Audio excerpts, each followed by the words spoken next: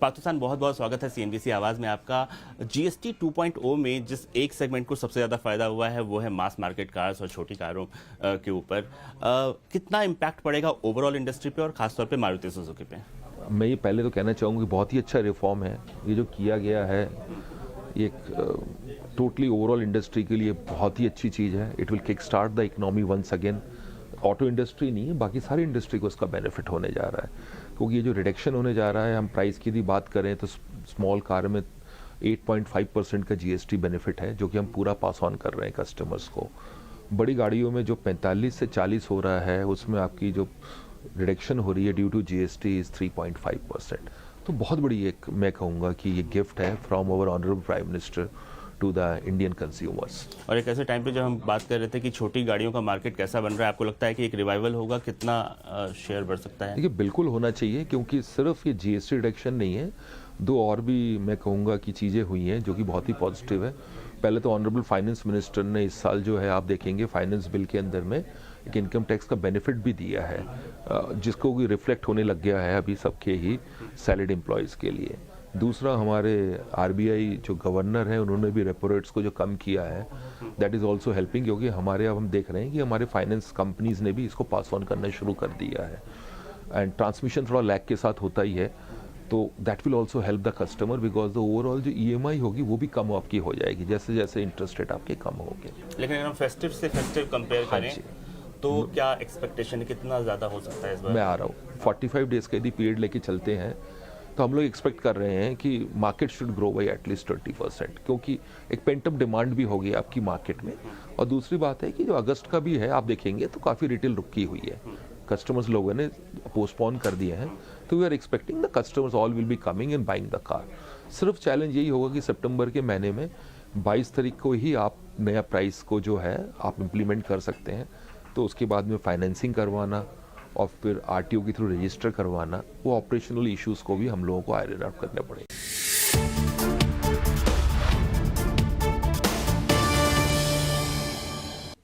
ત્યારે GST ઘટાડાથી auto ઇન્ડસ્ટ્રીને મોટું boost મળશે. આ નિવેદન હ્યુન્ડાઈ મોટર ઇન્ડિયાના હોલ ટાઈમ ડાયરેક્ટર અને સીઈઓ તરુણ ગર્ગનું છે. તરુણ ગર્ગનું કહેવું છે કે જીએસટી ઘટાડાથી એસયુવી સેગમેન્ટમાં સારો ગ્રોથ થશે.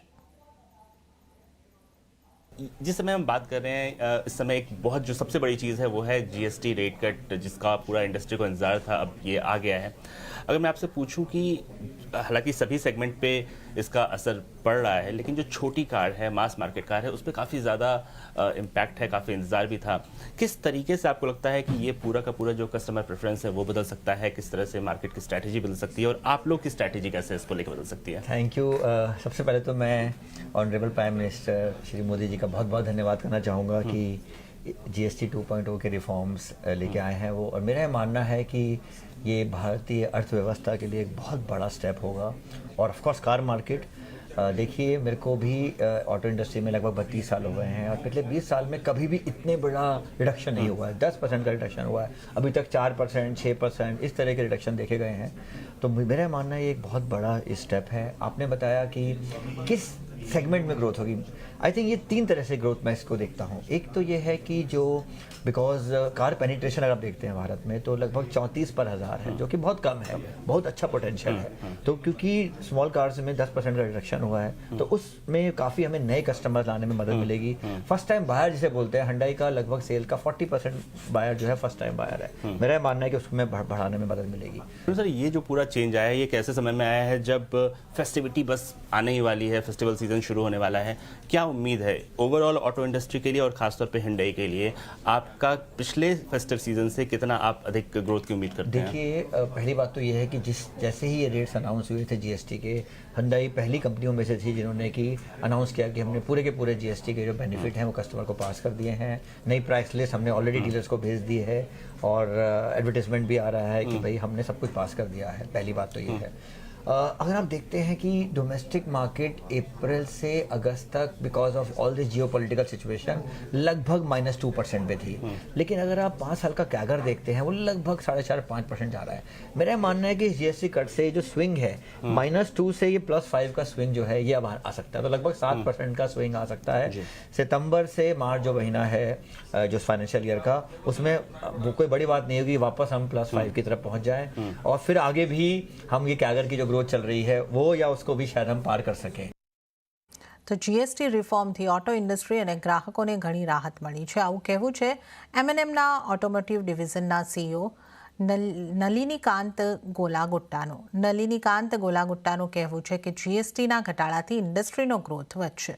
નલિનીકાંત ગોલાગુટ્ટા સાથે અમારા સંવાદદાતા રોહન સિંહે વધુ વાતચીત કરી, આવો જોઈએ.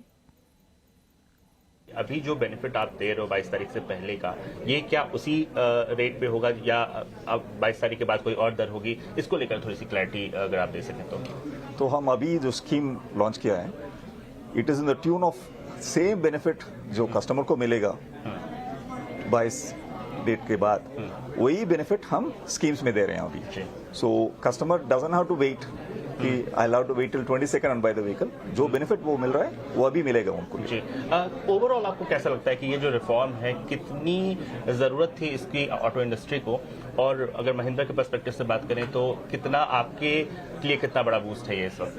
बहुत महत्वपूर्ण स्टेप है इंडस्ट्री के लिए. इंडस्ट्री ग्रोथ 2-3% के पास था अभी. इसके बाद growth should come back across the portfolio. हमारी पोर्टफोलियो देखेंगे 60% of the portfolio larger vehicles में है और 40% स्मॉलर व्हीकल्स में है. 40% का पे हमारा बेनिफिट मिल रहा है अभी, वो 31%, 28% से 18% हो गया.